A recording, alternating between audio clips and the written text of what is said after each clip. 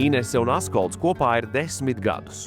Abi smejas, ka daudz netrūks, lai teiktu, ka katrā kopdzīves gadā viņu ģimenē ienācis jauns kaķis. Kad abi satikās, Inese jau pūrā bija Alihans, bet viņam pēc tam piepulcējušies Staķiks, Fēliks, meitene, Fēbe, Karapaksa, Luka un Čausīte.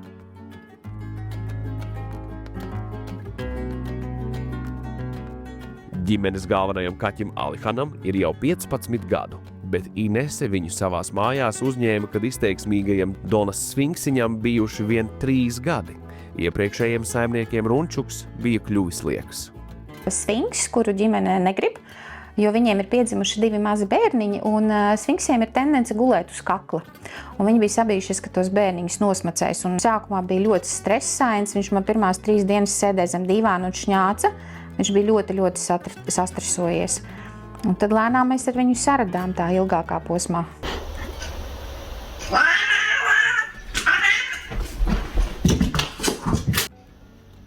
Mums šodien ir Rasborgs kašķis. Alihans ir ar viedokli. Fēbe saka, nekā nebija. Es teicu, ka vajag. Es tevi visā mīļošu. Alihans saka, ej projām nešķīsteni.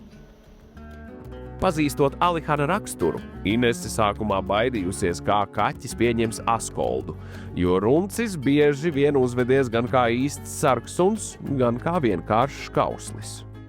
Jā, viņš jaunībā bruka virsū, man draudzene viena nāca iekšā guļamistabā, viņš viņai ahilē dzīslu pārkoda, jo viņš sargāja savu teritoriju, nelaida iekšā.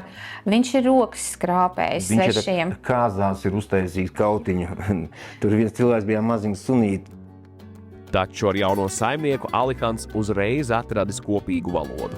Un maz pamazām mājās pa vienam vēl ienākuši 7 kaķi, visi glābti un adoptēti. Pūkaino Staķiku augstā ziemas dienā atvedusi Ineses meita. Jau darba dienas sākumā stāvvietā meita pamanījusi kaķi, kurš centies iekāpt automašīnās. Tad, kad man meita atvēra pēc darba durvis mašīnai, tad viņš vienkārši iekāpa mašīnā un apsēdās blakām. Un tā viņu atveda mājās, tad viņa ļoti ilgi meklēja varbūt iespējamos saimniekus. Mēs domājām, ka viņš ir aizbraucis kaut kur mašīnā, bet neviens neatsaucās, un tā viņš arī palika.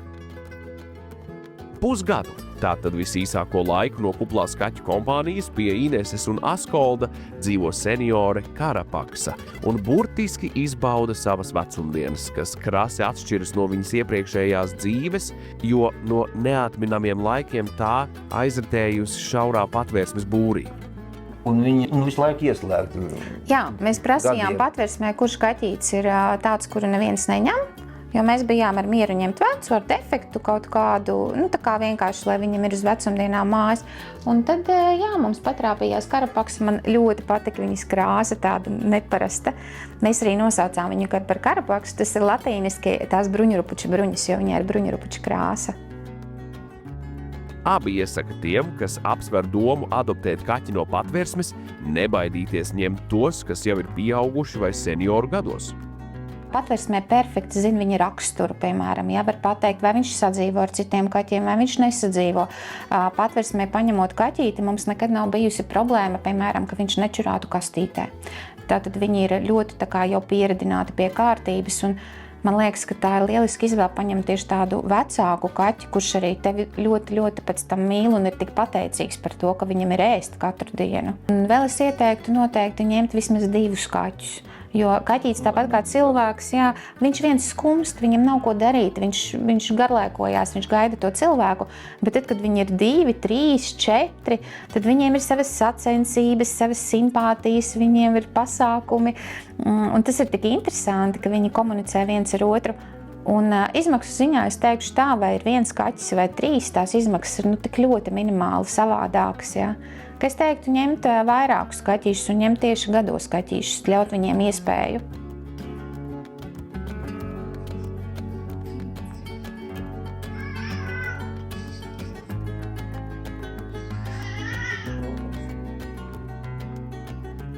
Tomēr ģimene nenoliedz arī mazo kaķēnu burvību un ne ar ko neaizstājamo sajūtu, ka esi viņus izaudzinājis no pirmajām dzīves dienām. Par to, ka sauriešos pie miskastēm ir izmesti tikko dzimuši kaķēni un ka tiek meklēta barojoša kaķene, Inese izlasījusi sociālajos tīklos. Drīz gan abi sapratuši, ka kaķēnus būs jābaro pašiem. Un tad mēs nolēmām, ka mēs barosim paši. Mēs agrāk arī esam vairākus. Nebija.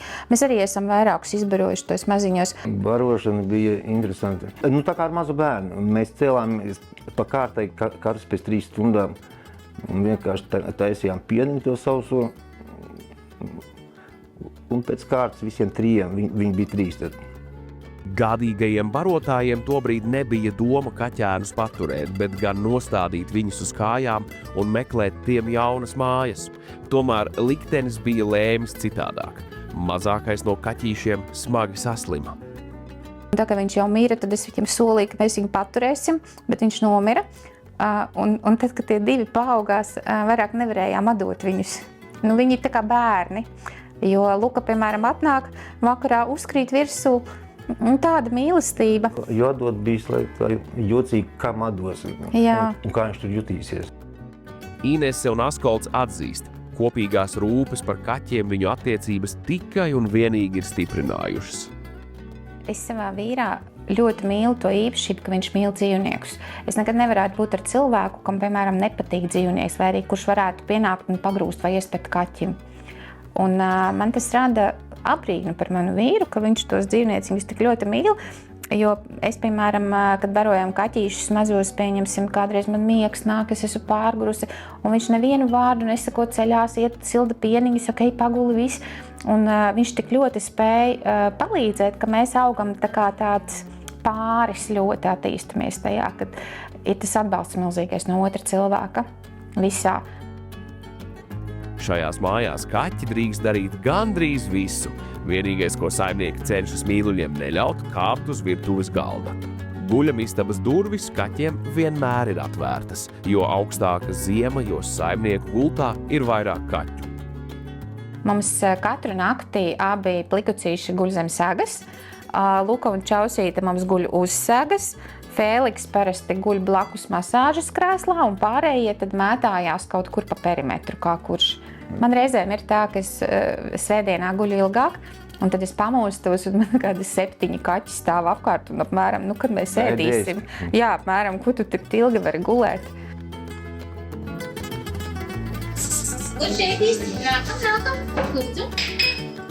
Ineses sapnis ir izveidot dārzā lielu kaķu māju, kur savas vecumdienas varētu pavadīt izglābti vai no patvērsmes adoptēti vēl vismaz 10 kaķi.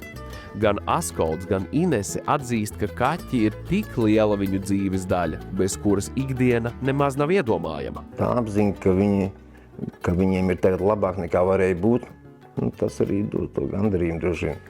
Īstenībā viņi vienmēr ir atbalstoši. Ja es kādreiz esmu bēdīga, tad Luka atnāk man pieglāžās pie vaidziņa, samīļo mani. Pie viņiem var vienmēr pieiet, jebkurā brīdī, un viņi ir tik laimīgi tevi redzēt. Un man liekas, ka tas atbalsts no viņiem nāk, ka tu viņiem palīdzi, bet viņi palīdz arī mums. Viņi ir mūsu ģimene. Es nezinu, viņi ir tāpat kā cilvēks. Es viņus nevaru savādāk iedalīt. Man ir tie kaķīši tādi paši bērni kā īstie bērni.